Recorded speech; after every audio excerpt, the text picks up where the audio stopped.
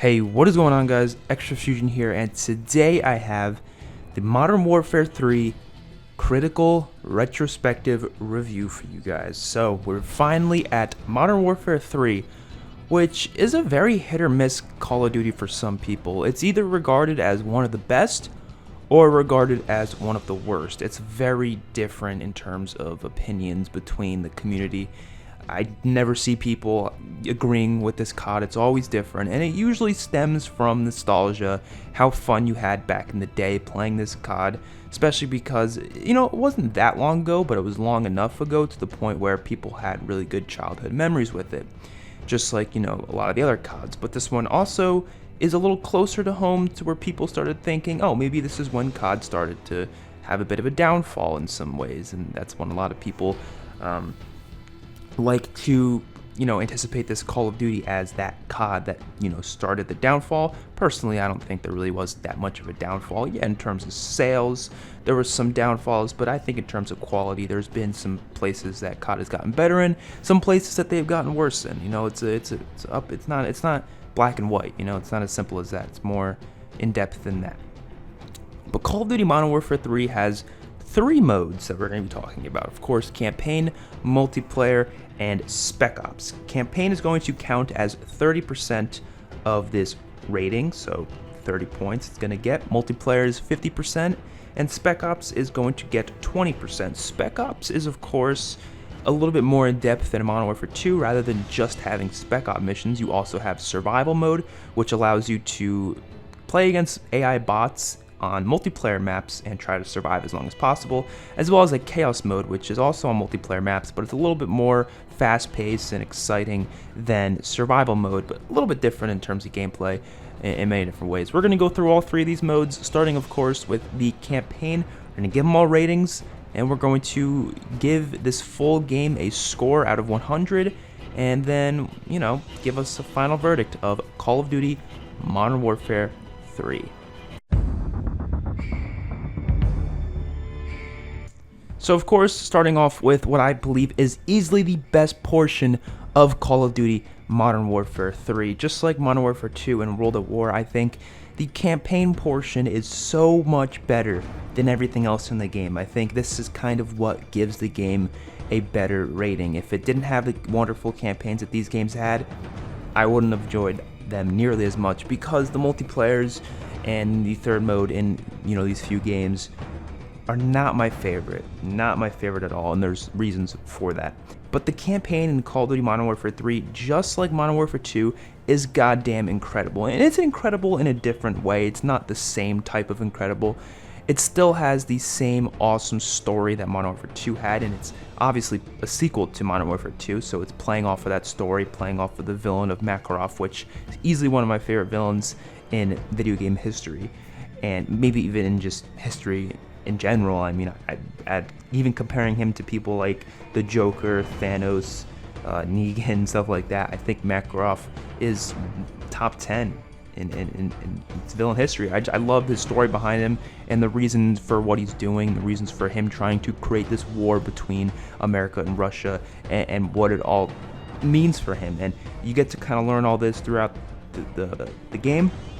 We got a little bit of that in Modern Warfare 2, and this one really kind of built upon it. Like, COD 4 was great and all, but it felt so disconnected from MW2 and MW3. MW2 and MW3 felt way more connected than COD 4 did, which, there's nothing too wrong with that.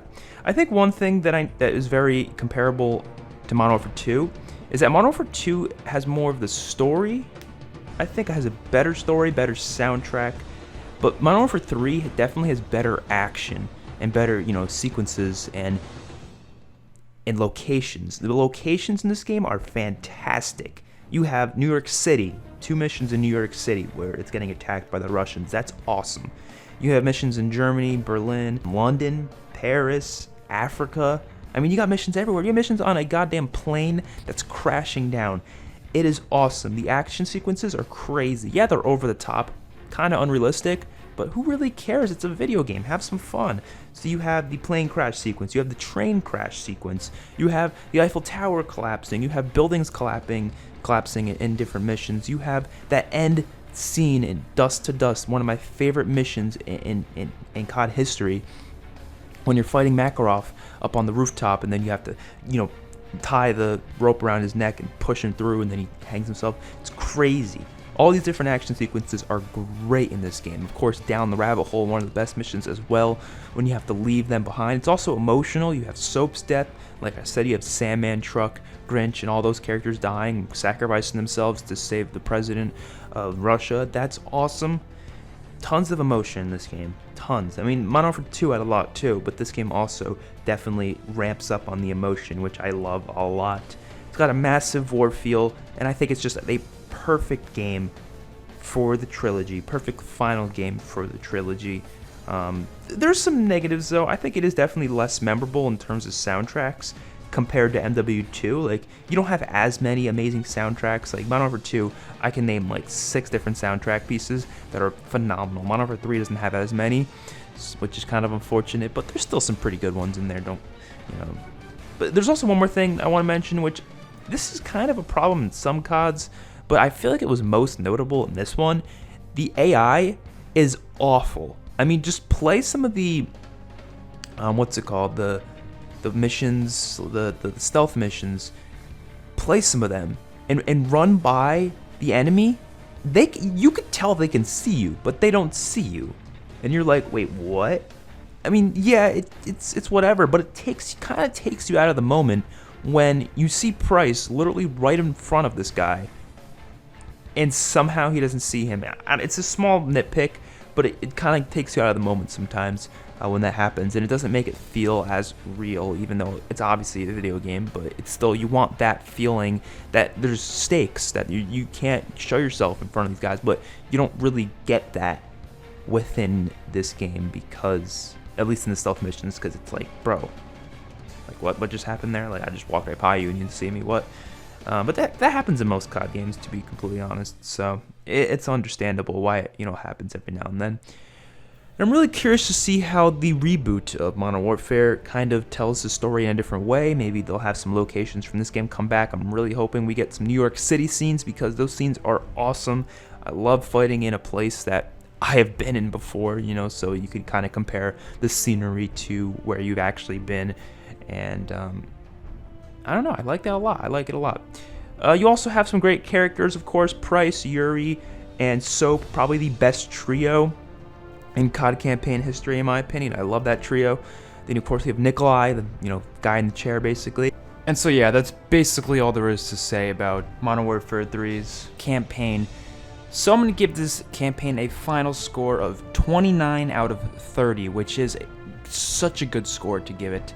And it's definitely very deserving of this score for just how damn incredible it is.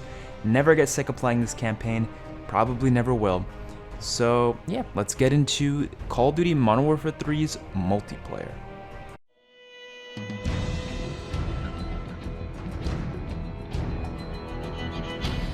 And now we are on to Call of Duty Modern Warfare 3's multiplayer. I'm not a big fan of Modern Warfare 3's multiplayer. Doesn't mean I hate it. No, not at all. I do enjoy certain portions of it. I think the campaign in this game, though, is much superior than the multiplayer. So let's get into my review for it. So what's good about it? Let's get into the good first, because that's important, right? The hit detection is pretty damn good. Infinity Ward games have always had pretty good hit detection, and it feels smooth as hell to kill people in this game. I love how it feels. It's one of my favorite things about it. There's definitely less bullshit compared to Modern Warfare 2. They removed a lot of the bullshit, like the noob tubes, one-man army, all that stuff, but they also left a lot of bullshit in, which is a negative, like death streaks, and arguably death streaks might even be worse in this game than they were in Modern Warfare 2. Like stuff like Dead Man's Hand, why is that in the game? Why are you being rewarded for sucking at the game? I don't understand whose idea that ever was. But there's definitely less bullshit overall than Modern Warfare 2, which is definitely a positive. So you get less of those moments where you're like, bro, I should not have died in that situation because that dude is using something that is completely broken. Thankfully, this game doesn't really have that as much. There are some great maps in this game like Dome, Hard Hat, Mission, Boardwalk, Liberation. Those are just some of my favorites. But then there's also a lot of just absolutely trash maps. Like, there's not enough good maps in this game, in my opinion. Yes, like, I noted a few there, but 2 of those are DLC. The other 3 are just, on the maps, and the only ones on disc that I actually like. The other ones I just don't enjoy. They either look gross or they just don't play well. A lot of maps in this game are like that, which is definitely unfortunate compared to Modern Warfare 2, which had a lot of great maps like Terminal, High Rise. Of course, Terminal did come back in this game, but it wasn't, on disc map. It was a DLC.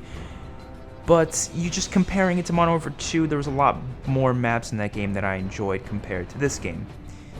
The game was very innovative. Very, very innovative in a few different ways. So first of all, point streaks instead of kill streaks. Easily the best change any Call of Duty has ever made was going from kill streaks to point streaks. Of course, score streaks I think I like a little bit better, but point streaks are still better than kill streaks because you get rewarded for playing the objective. What this does is this encourages people to actually play the objective, and it also rewards you for doing that. Now, obviously, in game modes like Team Deathmatch, it's not necessary, but when you're playing Domination, Kill Confirmed, Hardpoint, you want, obviously Hardpoint's not in this game, but you get what I'm trying to say for the future of COD. You really want to be rewarded for doing more than just killing people, because it also encourages people to get out of their camping spot and actually do something in the game. And it just makes balancing with the streaks a lot easier, and that's why I want them to stay like that forever, but unfortunately, based off of leaks, it sounds like Modern Warfare, the new one, might go back to the kill streak system, which I don't know why they would do that. That doesn't seem like a good idea in my opinion, but we'll have to wait and see how it plays out. But point streaks, very innovative. I'm very glad this game decided to do it, and it definitely makes it more enjoyable. Weapon levels was a new thing in this game that we never seen before. That was awesome because you were actually able to level up your gun separately compared to just leveling up your own game. It definitely added some more replay value to the game because you can unlock attachments, camos, and all sorts of cool stuff for your weapons, and then you can prestige your weapons. This was also the first game to actually really go hard with prestige rewards, and I mean prestige rewards for every prestige, not just master prestige like Black Ops 1, which gave you gold camo. This game gave you prestige rewards for every prestige, and you were able to select it from a little shop, which was really cool, and I kind of want them to do more with that in the future, which they have in some ways, but I think they can do even more with prestige rewards, which would be really, really awesome. The game also had some really cool DLC. This was the first game to actually come out with more DLC aside from just the 4 map packs. They actually did DLC a little different. They did it kind of similar to Black Ops 4, but you actually were able to buy the maps separately and also as like a whole season pass deal. And they came out with more than just maps. There was also, of course, the Spec Ops missions, which obviously is like the replacement for zombies, which isn't nearly as good as zombies, but we'll get into that a little bit later. But they also had face-off maps and face-off playlists, which was awesome. They also just had some cool promoted playlists and new game modes like Kill Confirmed, which was awesome. Of course, Infected made its, appearance here for the first time, which was cool as well. But Face-Off was awesome. They had really small maps they specifically made for like 2v2, 3v3 game modes. That's cool, and I really want to see that return. I think we will see that return in Modern Warfare. I loved it. I loved it. But that's kind of where all the good stuff ends, and then we get into the bad stuff. Of course, like I said, the death streaks, horrible spawns, probably the worst spawns in any Call of Duty game come from this game. Like, this is where people, I feel like, were at their peak of complaining about spawning and how they were just really bad. I mean, just play this game for a few hours, you'll know what I'm talking about. The amount of times you get killed from behind is insane. That's all I find in this game. I'm also not a fan of how fast the time to kill is in this game. I think fast time to kill can work in some COD games, but it can only work when the guns all have really high recoil and the guns aren't as accurate, because that, equals it out. But when this game has basically laser beam guns like the ACR, and you have a low time to kill, it does not work. Now, guns that are laser beams like in Black Ops 4 work because the game has a longer time to kill. Now, I'm not saying I want every game to have a long time to kill like Black Ops 4. Personally, I like something more in between like Black Ops 1, Black Ops 2, but this game, I just felt like it was too fast. So you're finding yourself getting killed from behind a lot more often. You can't really defend yourself. It was more whoever shoots first wins the gunfight. That happened a lot more often. I'm not a big fan of that. I'm more of a fan of, if I get shot, I can still kind of protect myself in some way. Yeah, that's not realistic. Being the first one to get hit and dying is obviously more realistic, but it's Call of Duty. We don't need it to be that realistic. And if it was more realistic, these guns would have way more recoil anyways, so if you want to equal that out, give these guns more recoil, which is sounding like what Modern Warfare is going to be doing. It sounds like they're going to make giving the guns more recoil, but the time to kill will be a little faster, so it'll kind of actually work, which I think is cool. This game, like I said, the maps, a lot of them aren't that good. You have a few standouts that I really like Hard Hat and Dome, but there's just a lot of bad ones alongside that, especially Underturn, or Downturn, not Underturn. I hate that map. It's one of the worst maps in COD history. And the game has bad connection. I mean, it has good hit detection, but hit detection is very different than connection. By connection, I mean you lag a lot, and like I said, I have really good Wi-Fi, so it's not my Wi-Fi, it's just as a whole, this game's connection is really bad. Even back then, you get a lot of times when, the host detection isn't good, and there's people leaving lobbies, and then it needs to, change the host, and it always lags, and it does all this crazy stuff, and then it's, people are glitching through the map, and it's really just all over the place. Also, I feel like the graphics are downgraded compared to Modern Warfare 2. I don't know if that's just me, but it feels like the graphics are not as good as MW2, which I don't see how that's possible, but, maybe it is. The one thing I will do is give this game the benefit of the doubt, because they had a lot of issues with the development of this game, considering right after Modern Warfare 2, Infinity Ward kind of split up, and then a lot of the members went off to Respawn Entertainment to create Titanfall. Now, it was unfortunate for this game because the development of it ended up having to be cut short a little bit. That's why they got Sledgehammer Games to come in and help out, which they did very well, and they actually made the game stable, but it wasn't stable enough. It still had a lot of issues and still felt very recycled compared to Modern Warfare 2, because they took a lot of weapons and such from Modern Warfare 2 and just kind of reused them. I mean, if you can tell, there's a lot of guns from MW2 and COD 4 in this game because they couldn't make a lot of new ones because they were kind of, in crunch time, and there wasn't much development available for this game. And that's why it did have a lot of problems at launch. If you guys remember the launch of this game, it wasn't that good of a launch. Not as bad as games like World War II. World War II had a pretty bad launch. Even Black Ops 4 had a pretty bad launch. But the launch for this game was really wonky, kind of all over the place. And definitely compared to how smooth the launches were for Black Ops 1 and Black Ops 2, it didn't get good reception for those reasons. And a lot of people were just comparing it to MW2 the whole time, which I did that a lot as well. But since it didn't live up to the same hype that Modern Warfare 2 had, a lot of people kind of gave it flack. Which, I don't know if it deserved all the flack that it got, but it definitely deserved at least some of it, for sure. Not as nearly as what people give it, but in certain ways.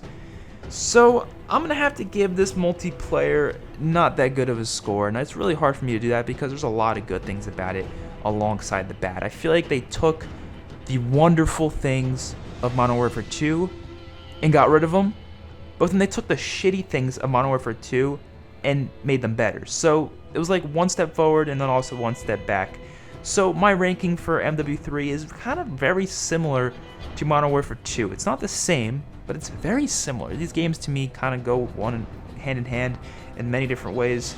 I'm going to give this multiplayer a score of 26 out of 50, which compared to Modern Warfare 2, Modern Warfare 2 is a 30 out of 50. So 26 out of 50, not very good. Not very good score, but it is what it is. I don't find this game to be as enjoyable as a lot of the other CODs in the franchise.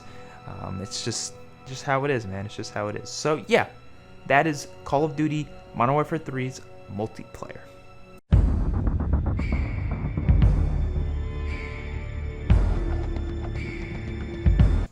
And now we get to Spec Ops, the forgotten grandchild of the Call of Duty franchise. I really am not a big fan of Spec Ops. I never have been. I don't know. People all of a sudden, when Modern Warfare was announced, people all of a sudden just went on this rage how Spec Ops was so amazing and it's the best thing ever. It's better than Zombies out of nowhere. When literally a year or two ago, people were saying how Zombies is so much better than Spec Ops. We need Zombies every year. But then after we get like one mode of Zombies that isn't that good, people just shut out Zombies from their existence and say, no, we need Spec Ops.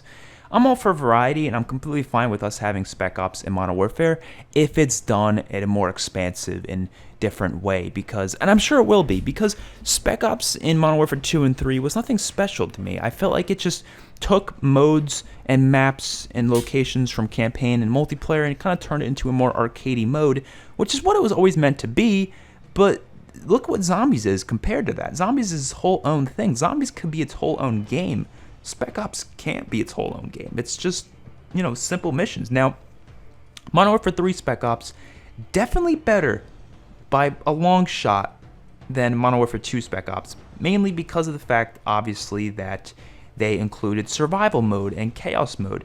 More things for you to do is great, in my opinion. And I could definitely find myself playing this mode every now and then, but it's not something like Zombies where I would play on a daily basis and be up all night waiting for the new maps. I wouldn't care about Spec Ops that much. Like, who would wait up for the DLC, missions, be like, oh my god, I'm so excited for these new DLC. No one gives a shit. It's just one of those modes that are just there as an extra type of a thing. So how am I supposed to give something like that a high score? I can't. But it's definitely better than Modern Warfare 2 Spec Ops. I gave that like a pretty low score.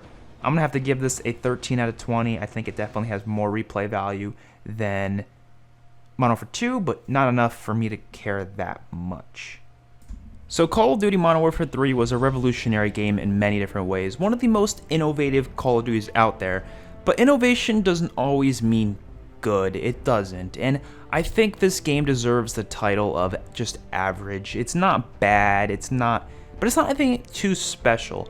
I love the campaign, one of my favorites in history, but like you guys know, campaign is not the most important portion of the game to me because of the fact that you get more replay value out of a mode like multiplayer. That's how I, give them certain scoring and why I, give certain portions of the game more points than others is because of the fact that the modes are more replayable, they're more worth it, they're more involved. Campaign is something you play for a week or two after launch, and then you only touch it again for a video like this if you want to, replay it to just review the game, or you just want to, replay it in the future. But like, it's just like a movie. You watch it once, and maybe you'll watch it again, maybe a couple times in the future, but you're never going to continuously play it every day like something like multiplayer. That's why I just think multiplayer deserves a higher score.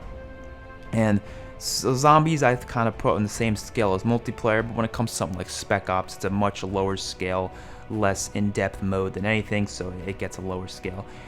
So games like this, where the campaigns are really good, they get, a phenomenal masterpiece grade for me when it comes to the campaign, but when it comes to the multiplayer, I don't know why, but Infinity Ward to me just didn't understand good balance as a whole.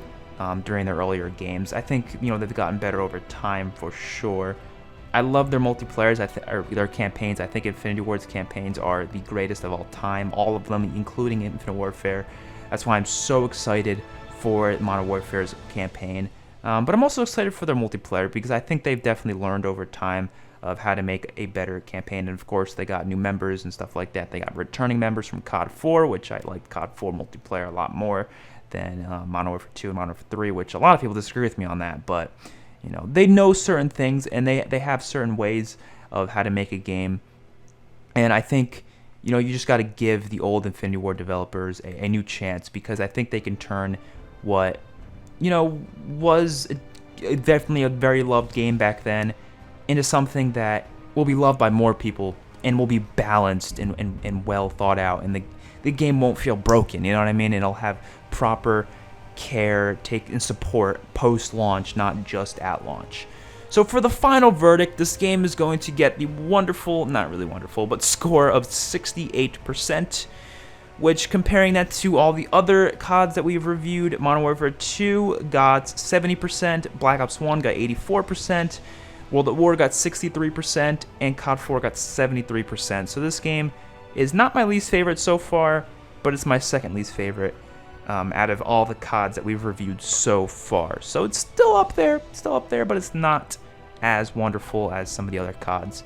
Next up is Black Ops 2, which, if you guys know how I feel about that game, expect my opinions to be pretty high up there, because I put that game on a goddamn golden platter. So hopefully you guys enjoyed the video. I'll see you guys in the next one. Peace out.